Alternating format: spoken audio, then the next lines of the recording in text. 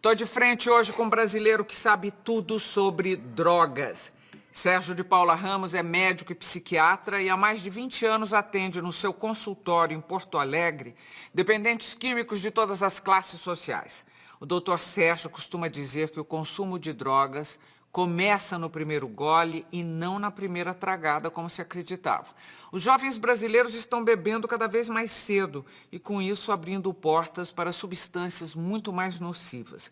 O doutor Sérgio agora acompanha a epidemia em que se transformou o consumo de crack, uma droga pesadíssima e altamente viciante. Ô Sérgio, a gente não se fala há pouco mais de 2 anos, talvez? 2 anos. Mudou alguma coisa? Melhorou? Piorou o quadro da dependência de drogas no Brasil? Piorou, de drogas em geral. Crack está dando uma aliviada. Eu acho que todo o trabalho midiático em torno do crack está fazendo com que a epidemia arrefeça seu ímpeto. Mas o consumo geral de drogas, em que pese que a gente não tenha um dado nacional, se gera a sensação de estar aumentando, sobretudo nos adolescentes, né?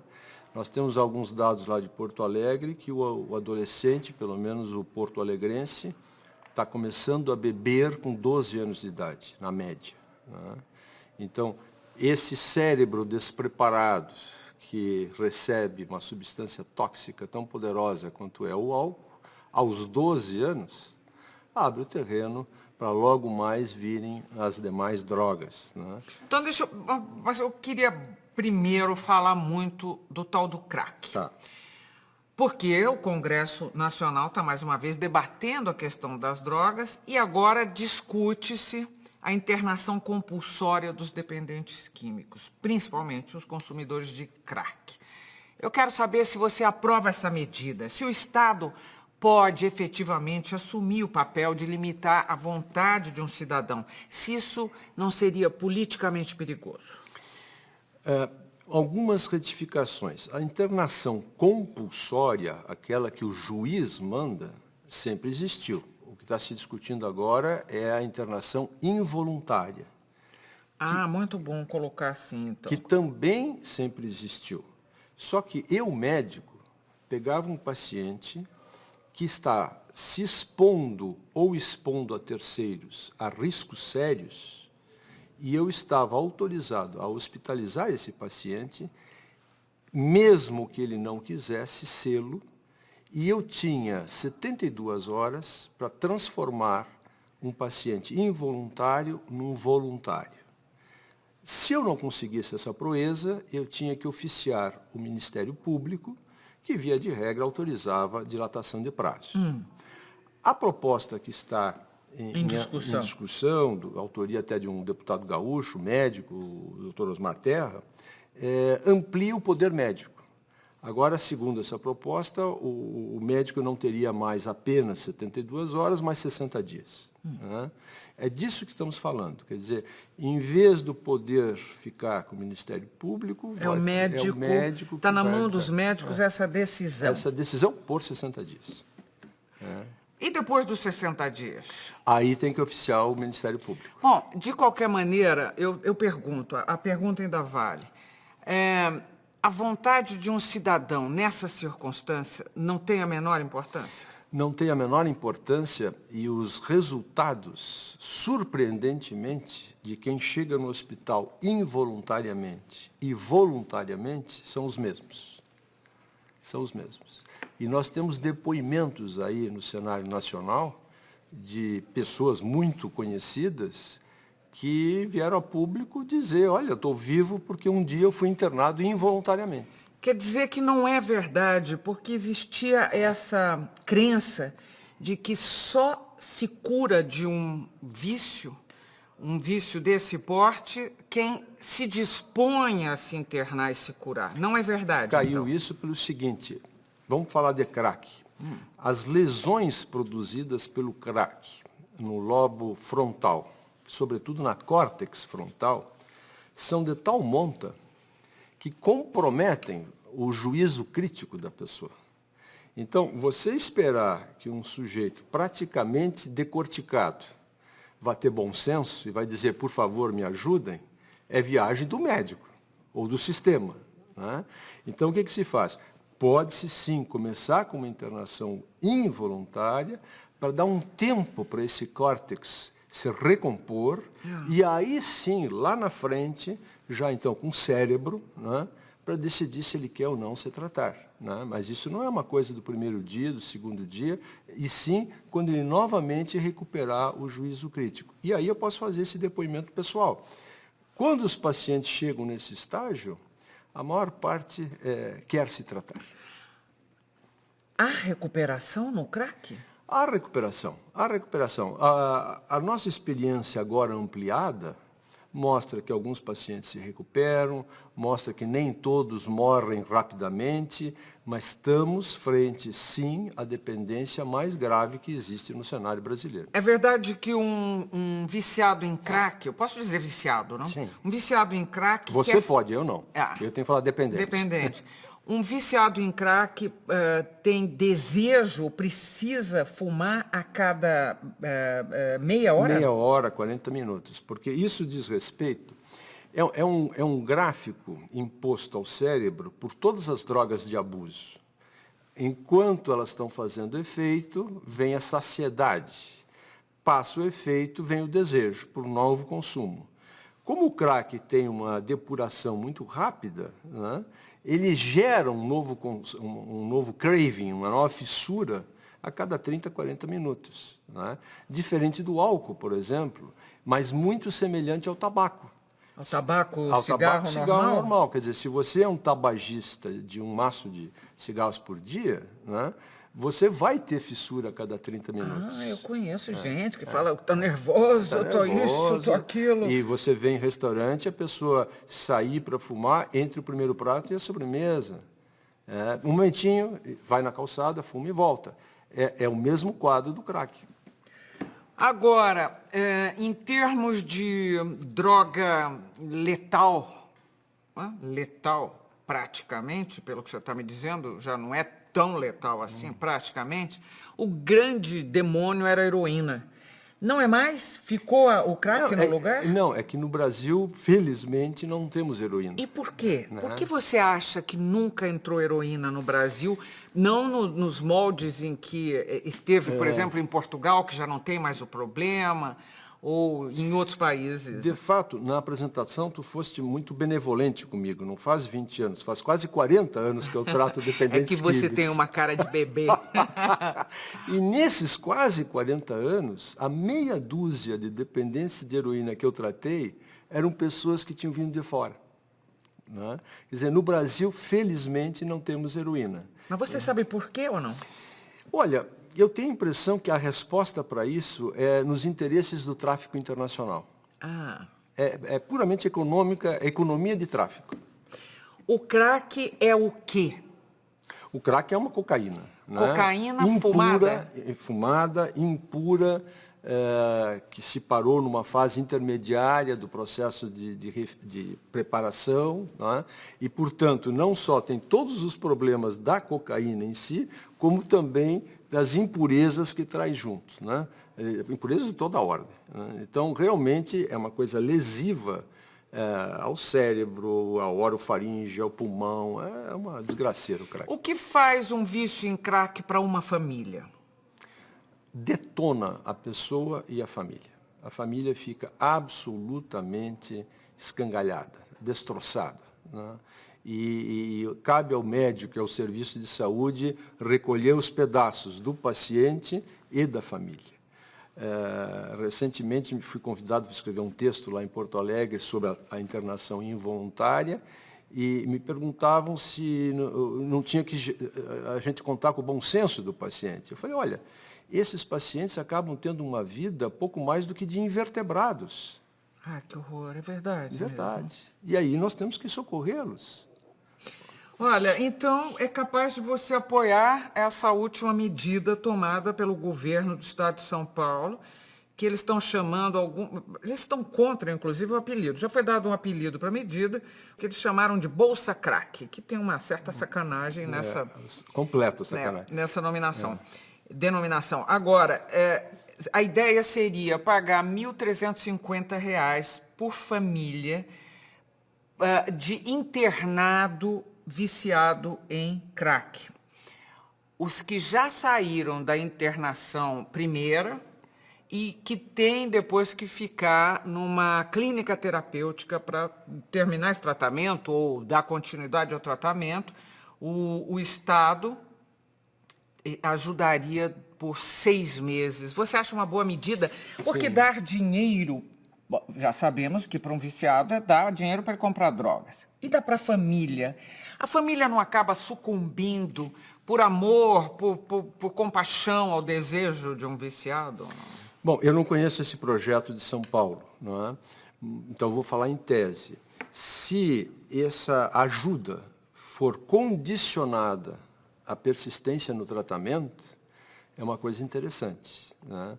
Porque hoje se sabe, tem técnicas aí chamadas manejo de contingência, que esses pacientes respondem melhor a incentivos do que a críticas. Se você dá prêmio para o acerto, para o progresso, a resposta terapêutica é melhor. Eu não conheço o projeto de São Paulo, mas se de alguma forma se abriga nesta grande noção técnica de premiar o progresso, acho que está muito, muito justificado. Então, eu tenho um outro artigo aqui que eu gostaria que você comentasse. Na super interessante de 6 de maio deste ano, o título da matéria era: "O problema não está no crack, está na alma". Criticada a 100 pessoas que experimentam crack, algo em torno de 20 tornam-se dependentes. É um número assustador, preocupante, mas é importante notar uma coisa, diz a matéria, é a minoria.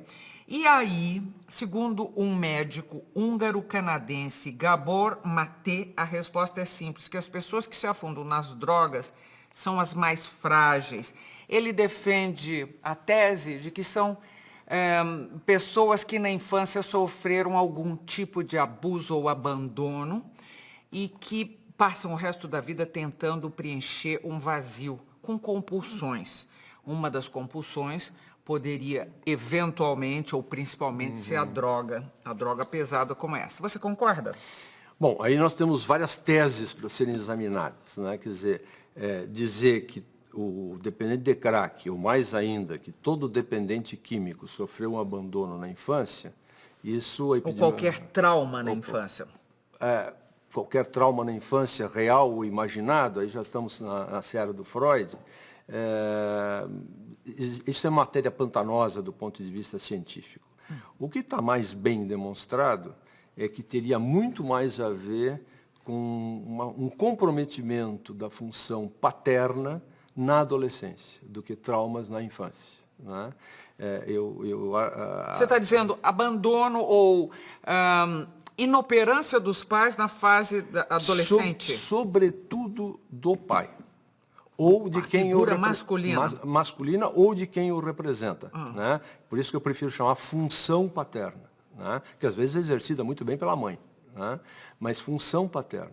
Isso sim, já existem sólidas evidências que seria uma das variáveis importantes na consideração etiológica. E tanto para filho homem como para filha mulher, a mesma coisa? Aliás, as mulheres são muito, em grande número, nesse mesmo vício ou não?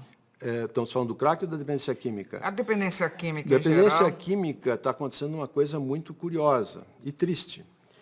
Quando eu comecei a trabalhar, nós tínhamos dentro do hospital 13 homens alcoolistas hospitalizados para cada mulher. Hoje nós temos 3.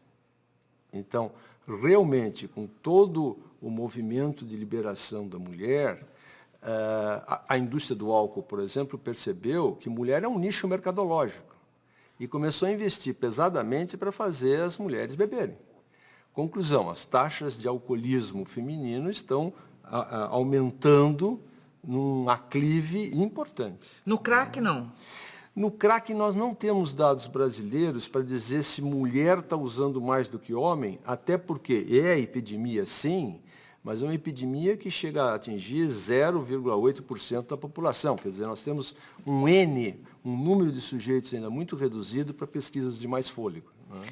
Ô Sérgio, mas essa intenção de prolongar, quer dizer, o tratamento de um viciado em crack por 6 meses numa clínica particular não vem suprir um problema que existia, imagino que continue existindo, quanto a leitos hospitalares? Não, no Brasil existe uma carência medonha de leitos hospitalares para dependência química e para psiquiatria de uma forma geral.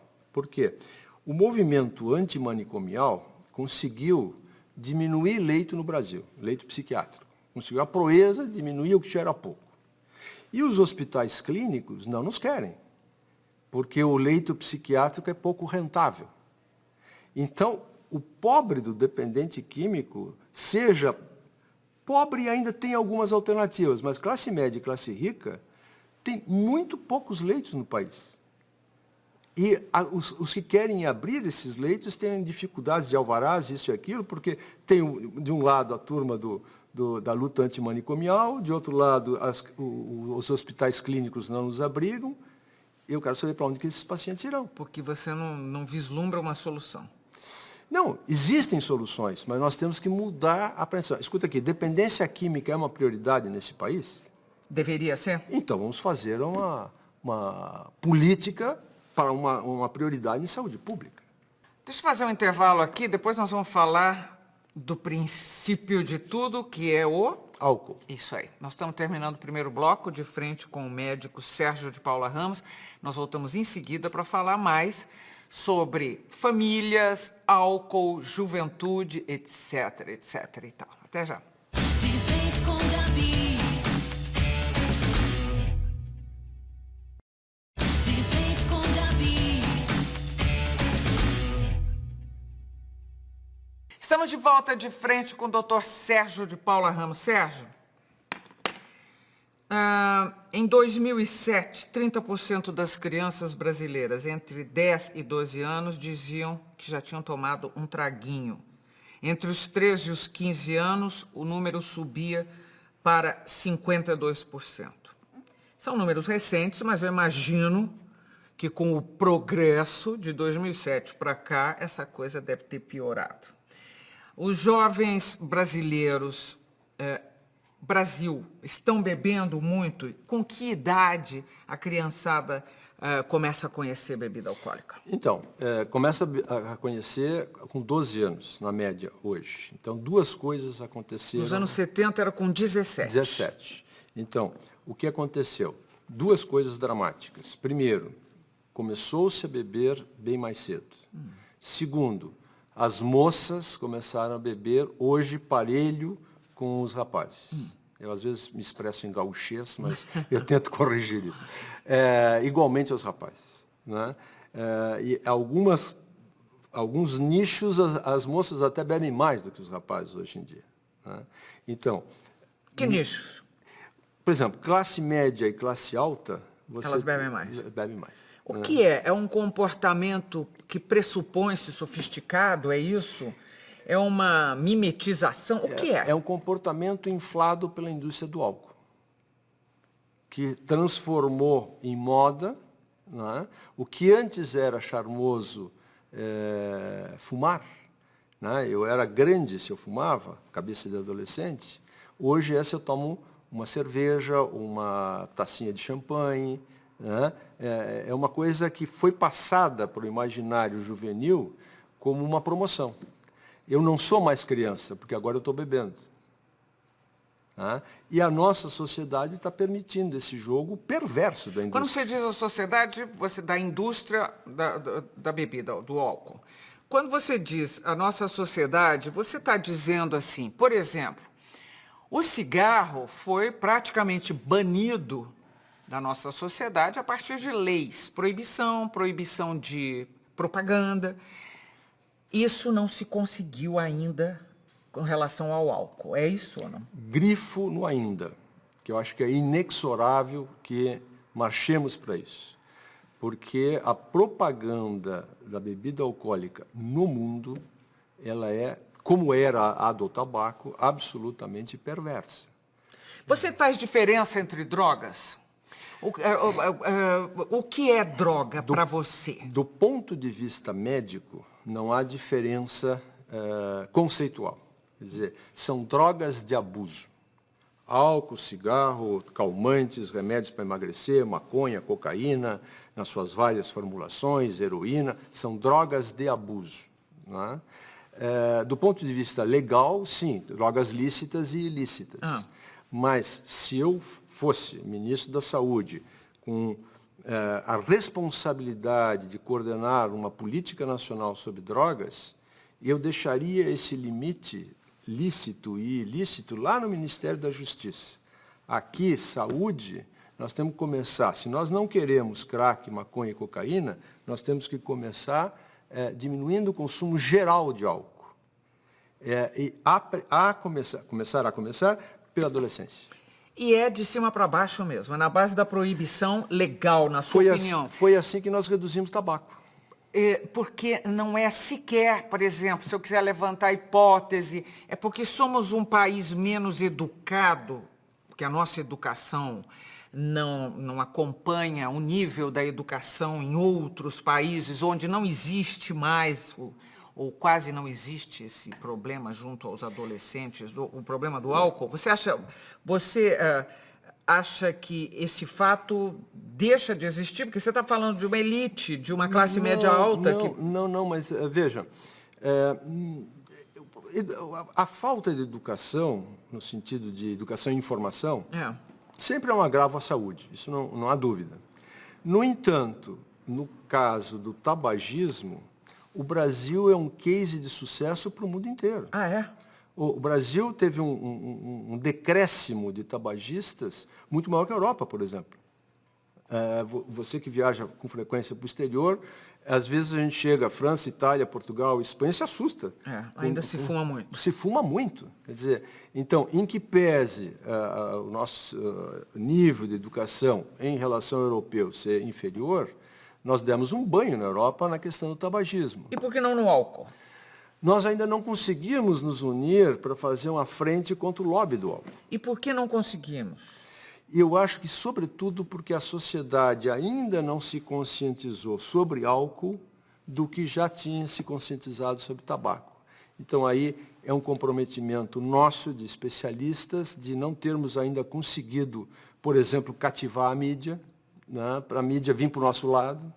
Por enquanto, a mídia é muito submetida ao patrocinador. Né? Tivemos agora há pouco um exemplo aberrante disso. Né? O grupo aqui de São Paulo, coordenado pelo Dr. Ronaldo Laranjeira, publicou dados nacionais sobre maconha, todo mundo publicou. Depois soltou os dados de crack, todo mundo publicou. Soltou os dados de álcool. Ninguém publicou? Não digo que ninguém, mas muito menos pessoas, muito menos veículos publicaram. Qual é a solução? É lenta, gradual, como fomos com cigarro. Quer dizer, com cigarro nós começamos em Porto Alegre... Porque não adianta só a família a essa altura. Não. Isso é um comportamento social, aliás, é uma inclusão social que passa por aí. Perfeitamente. Eu acho que você onerar a família com mais essa culpa, né, é demais. Quer dizer, nós temos uma lei que data de 1940 que proíbe no Brasil o consumo de bebida alcoólica para menor de 18 anos. Ninguém fiscaliza. Mas porque tem interesses econômicos nisso. Pergunto eu, quantos por cento da receita da indústria do álcool advém da bebida para menor de idade? Bom, e você, na sua opinião, essa é a porta que abre para tudo. E você pode explicar para o público do SBT por que é o álcool que abre para as outras drogas, que as outras drogas é que deixam os brasileiros assustados. Não quando se fala de álcool. O que é um preconceito. Né? Pensava-se, Gabi, que o cérebro humano, aos 16, 18 anos, estava pronto. E, por isso, a responsabilidade penal a partir dos 18 anos. A neurociência está começando a nos mostrar que o cérebro humano se desenvolve e dá-se completamente amadurecido aos 21 anos. Né? E mais, amadurece de trás para frente. Primeiro amadurecem os impulsos, depois o bom senso. Primeiro os impulsos, depois o bom senso.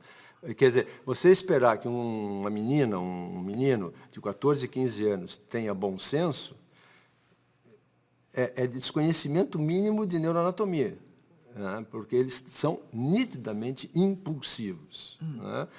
Por desenvolvimento neuronal. Então, você vai pegar um cérebrozinho que está completamente imaturo e vai botar álcool nesse cérebro, que vai transformar a neuroquímica cerebral e vai aprender uma fonte fácil de prazer, né? Você está treinando esse cérebro a se acostumar com esse tipo de estímulo rápido-resposta, né? Conclusão, é um cérebro que vai ficar muito sensível, muito apetente por novas experiências desse tipo. Por novos prazeres rápidos, rápidos, fáceis. Né? E daqui a pouco o álcool já não é mais a novidade, migramos, eu até brinco, a Nossa Senhora Maria Juana, né? Porque todo mundo acha que é uma droga santa. Né? Marihuana, maconha. Maconha, né? A maconha existe isso. Uma Aliás, glamorização. fala-se de maconha com muita naturalidade. Não sei quem grávida fumou maconha. Mas tem no noticiário, existe já uma como é que chama, uma complacência com essa notícia. Antigamente, só de falar a palavra já era um espanto. Agora não mais, não é isso? No último Congresso Brasileiro de Psiquiatria, eu fui convidado para tentar entender um pouco essa questão desse glamour da maconha no Brasil, né? E no mundo. No mundo está se discutindo maconha, né? A primeira observação que a gente faz é que a ciência, nos últimos 15 anos, descobriu que a maconha é uma droga absolutamente lesiva, principalmente para o jovem. Já começam a sair trabalhos nos últimos 3, 4 anos, de adultos também. Faz o que com o jovem? O jovem dá retardo do desenvolvimento escolar e acadêmico, associa com esquizofrenia, associa com demais psicoses, associa com fracasso na vida. Fracasso na vida. Quer dizer, maconha na adolescência, sobretudo começando com 13, 14 anos, né, é uma droga gravíssima. E lá nos adultos, igualmente, dá comprometimento do aparato cognitivo. Você está dizendo, emburrece. Emburrece. É isso que você está dizendo. Curtas palavras, emburrece. Emburrece. Maconha emburrece. Tira o impulso, a agressividade, E o que é necessária para ir à luta e à vida e criar alguma coisa, é isso. Tem um trabalho, Gabi, dramático, que mostra o seguinte. Jovens de 25 anos que tinham fumado maconha na adolescência. Foram ver diplomas universitários desses jovens, nível de emprego, nível de relacionamento amoroso estável. Eles estavam sempre piores dos que não tinham usado maconha. E aí foram medir taxa de felicidade dita, um pouquinho maior nos maconheiros do que nos não maconheiros. Ou seja, estão numa desgraceira total. Mas estão falando, estou numa boa. É isso. Tá. Olha, mas de qualquer maneira, eu vou querer saber de você qual é a sua posição na discussão da legalização do uso da droga, da maconha particularmente, não é? Sim. Porque a discussão é em cima da maconha. Então, eu gostaria de saber qual é a sua posição em relação a isso, principalmente porque, neste momento, toda a atenção me parecia voltada, por razões muito evidentes, para a questão da chamada droga pesada, que é o crack, a cocaína, também acho que foi levada na parada pelo crack, quer dizer, o assunto é crack. Então, daqui a pouco, você podemos falar sobre isso. Nós estamos terminando o segundo bloco de frente com o especialista em drogas, Dr. Sérgio de Paula Ramos. Voltamos daqui a um pouquinho para falar do alto consumo de tudo pelos jovens. Até já. De frente com Gabi. De frente com Gabi. De volta de frente com o Dr. Sérgio de Paula Ramos. Ô Sérgio, eu falei que ia cobrar de você a sua posição na questão da liberação legal para o consumo da maconha. porque eu acho que essa internação involuntária acabou chamando mais atenção do que esse outro assunto que estava palpitante uns 2 anos atrás. Tal. Eu pergunto, descriminalizar o consumo de certas drogas, não vou falar só da maconha, ajudaria ou não? Essa pergunta é extremamente oportuna, porque a Associação Brasileira de Estudos sobre o Álcool e Outras Drogas, a ABEAD, acabou de convocar um comitê de especialistas para gerar um documento de base científica. Entende a associação que não cabe a gente fazer um posicionamento passional, né, na base do emocional. O usuário pode fazer isso, a mídia pode fazer isso, cientistas e profissionais do ramo não podem fazer isso, tem que ser científicos. E eu tive o prazer de participar desse grupo e discutimos mundo afora o que foi feito em termos de legalização ou liberação em alguma dose de maconha. Estudamos com especial atenção alguns estados norte-americanos, Portugal, Reino Unido, Holanda, Austrália, né, foram países que estiveram em foco. De uma maneira geral, a gente vê o seguinte, Portugal é um exemplo bem claro disso. Portugal liberou todas as drogas em 2001. E, a partir daí, o especialista que vai ver os trabalhos fica chocado, porque trabalhos portugueses dizem que foi uma maravilha. E trabalhos sobre Portugal, mas conduzidos por pesquisadores independentes, dizem que foi um desastre. O fato objetivo é que o consumo de todas as drogas em Portugal em 2001 estava num patamar de 7%, 8%, e agora, 10 anos, 12 anos depois, está num patamar de 12%. Subiu. Subiu. E aí subiu também nos Estados americanos que liberaram, subiu também na Holanda, 5% é verdade, e é verdade também, o cientista não pode ser passional, que nos países vizinhos da Holanda que não liberaram, também subiu. Então, vamos devagar. Que não liberaram. Que não liberaram também subiu. Nosso cientista não pode dar as costas às evidências. Mas, analisando o que se passou no Reino Unido, Portugal, Holanda, Estados americanos, Austrália, a gente pode concluirmos o seguinte, você aumenta a liberação de alguma droga, você vai aumentar o consumo. Você aumentando o consumo, você vai aumentar todos os problemas decorrentes desse consumo. Por exemplo, com maconha, você vai aumentar a taxa de esquizofrênicos na população. Só isso. Né? Por outro lado, não podemos dar as costas que se você hoje consome droga, no Brasil não é mais considerado crime quem consome droga. Né? Mas se você é pego com uma quantidade de droga, você pode se incomodar com a justiça. Na medida que isso é descriminalizado, claro, as ocorrências policiais vão diminuir. Assim, nesse sentido, sentido. Visto sob essa ótica. Quer dizer, está determinado que quem usa camiseta azul vai para a cadeia. Então, temos lá um bando de azuis na cadeia. Aí determinamos que, olha, quem usa azul não é mais crime, então não vai mais para a cadeia. Aí, obviamente, a população diminui carcerária. Agora, aumenta o número de pacientes, aumenta o número de dependentes, aumenta o número de lesados. Isso em todos os países que se observou alguma dose. Sérgio, mas você vai falando comigo e eu vou pensando assim, é sem solução. Afinal, a humanidade se droga desde o princípio dos tempos, não é isso? É isso.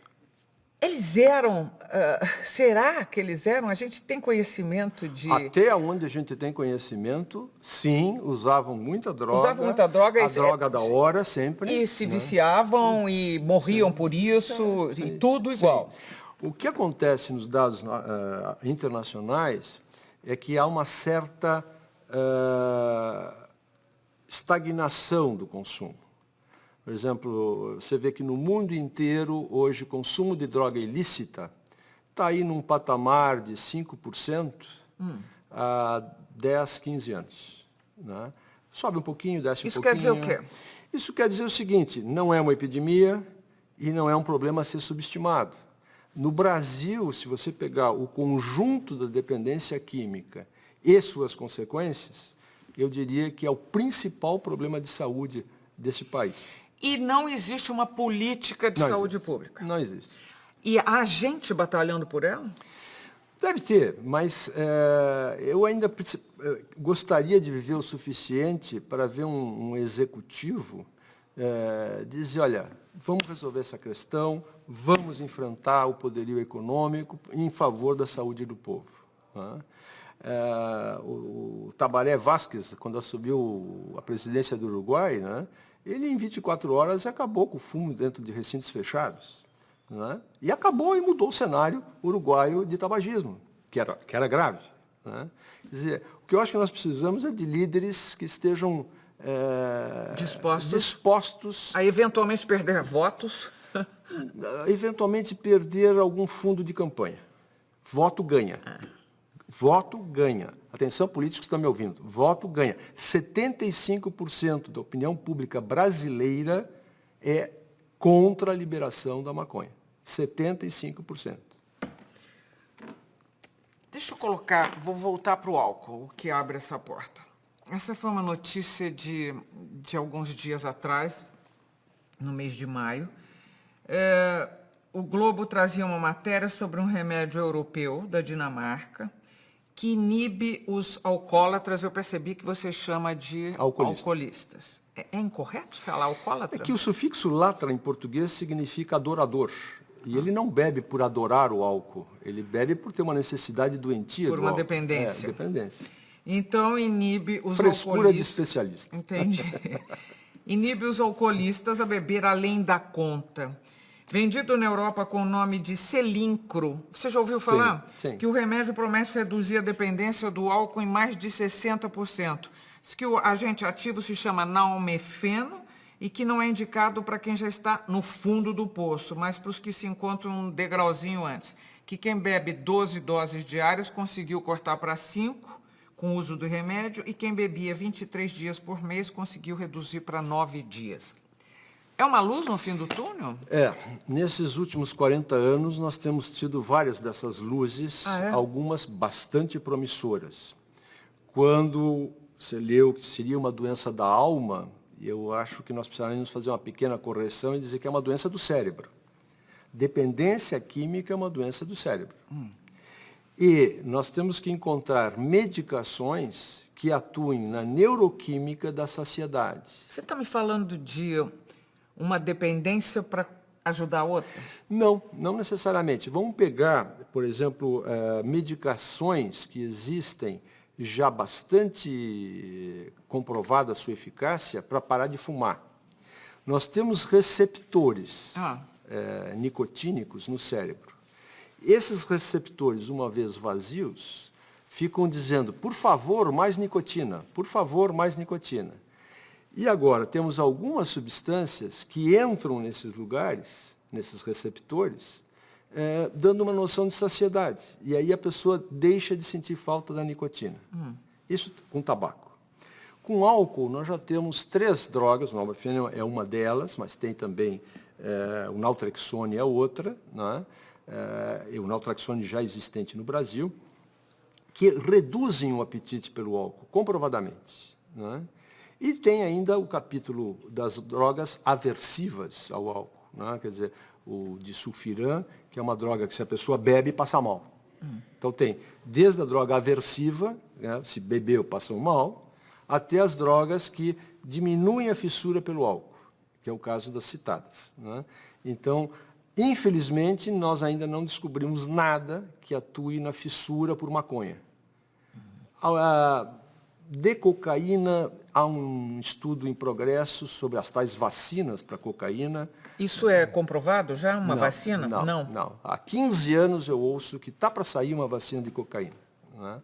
Mas ainda não migrou sequer para experimentação em humanos. Agora, é uma ilusão... Uma ilusão, ia falar uma coisa aqui tão louca que era capaz de apanhar. Mas a luta contra o tráfico é uma luta perdida? Não, eu não acho isso. Por exemplo, aqui, eu estava dizendo orgulhosamente que o Brasil é um exemplo na questão do tabagismo, né? Eu não sei se seria assodamento da minha parte, mas dizer que o que está acontecendo no Rio de Janeiro é um exemplo que nós temos que olhar. Porque havia uma coisa assim, que era uma guerra perdida no Rio de Janeiro, a guerra do tráfico, né? E com essas coisas de UPP e pacificação de favela e tal, parece que tudo isso tem que ser revisado. Eu tive há um mês no Rio e passei um fim de semana pegando táxis de toda para lá e para cá e sempre fazendo a minha enquete com motorista de táxi. Todos eles me garantem que a violência diminuiu de fato. Não é manobra política nem notícia pré-fabricada, né? Então, tem o que fazer. Basta a vontade política de encarar. A violência, mas o tráfico muda de mãos. É cedo ainda para dizer Esse interesse isso. econômico superlativo... Eu acho que você consegue tirar o superlativo. Ah, é? Eu acho. Como é que era o nome do prefeito de Nova York que mudou a cara da cidade? Meu Deus. Aquele. Bom. Ele mudou a cara da cidade, ele diminuiu o tráfego. Nome italiano. Isso. Me veio o Beltrame aqui no Rio de Janeiro, que é um gaúcho, então, né? Mas mudou a cara do tráfico. O superlativo dá para tirar fora. Como droga não vai deixar de existir, você vai tirar fora essa coisa espalhafatosa, né? Esse excesso, né? Giuliani. Rodolfo Giuliani. O que é possível, ou o que tem sido feito em favor dos adolescentes com relação ao álcool fora do Brasil? Que você conhece de mais impressionante e eficiente? O que mais nos impressiona, quando a gente pega um avião, seja para a Europa, seja para os Estados Unidos, é que adolescente não bebe. Ele é proibido, ponto. Proibido, ponto. Tem que apresentar documento. Alguns estados americanos, 21 anos. A maior parte dos países, 18 anos. E não bebe, ponto. Que é proibido por lei. Pode, tomar uma cerveja na casa, escondido dos pais, quando não sei quem, tem uma festinha de amigos de adolescentes, em casa. Se fizer muito barulho, os vizinhos chamam a polícia vem lá e dá um termo de consentimento informado para todo mundo. É uma coisa muito formiguinha.